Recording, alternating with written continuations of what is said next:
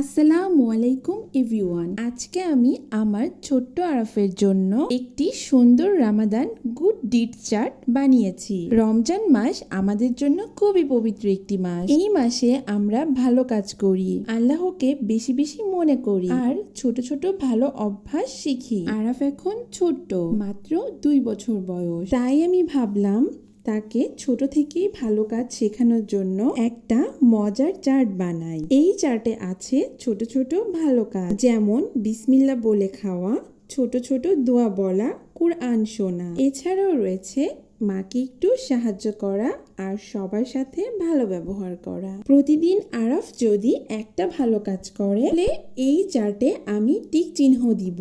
এইভাবে প্রতিদিন টিক জমতে থাকবে আর যখন অনেকগুলো টিক হয়ে যাবে তখন আরাফ একটি গিফট পাবে। এইভাবে বাচ্চারা খেলতে খেলতে ভালো কাজ শিখতে পারে এবং রমজান মাসটা তাদের জন্য আরো আনন্দময় হয়ে যায়। যদি আপনার বাসায়ও ছোট্ট বাচ্চা থাকে তাহলে আপনারাও এমন একটা রামাদান গুড ডিডস চার্ট বানাতে পারেন। আশা করি এই ছোট্ট আইডিয়াটা আপনাদের ভালো লাগবে।